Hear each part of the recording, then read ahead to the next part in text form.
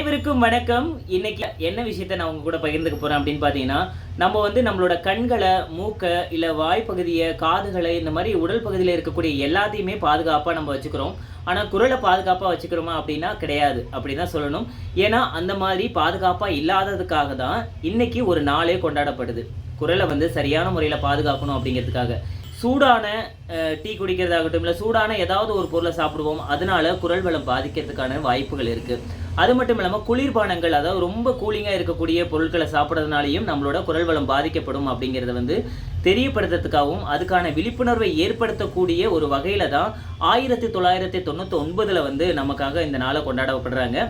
விழிப்புணர்வை ஏற்படுத்துறதுக்காக வேர்ல்டு குரல் தினம் அப்படிங்கிறதுக்கு ஒரு வாழ்த்துக்களோட உங்களுக்கும் நான் இந்த விஷயத்த சொல்லிக்கிறேன். சூடான பொருட்களை உட்கொள்கிறதோ இல்லை ரொம்ப கூலிங்காக இருக்கக்கூடிய பொருட்களை உட்கொள்கிறதோ கொஞ்சம் தவிர்த்துக்கோங்க அப்படிங்கிறத அன்போடு தெரிவிச்சுக்கிறேன். ஸோ இதுக்குன்னு தனியாக ஒரு ஆர்கன்ஸ் இருக்குது அப்படின்னா அப்போல்லாம் எதுவுமே கிடையாது. ஸோ நம்மளோட மூக்கு, தொண்டை, வாய்ப்பகுதி, அதுக்கப்புறம் வயிற்றுப்பகுதி, இது எல்லாமே சரியான முறையில் இருந்ததுன்னா நம்மளோட குரல் வளம் ரொம்ப அழகாக இருக்கும், நல்லா வரும், நல்லா பேச முடியும் அப்படிங்கிறது தான் இந்த நாளில் தெரிவிச்சுக்கிறேன்.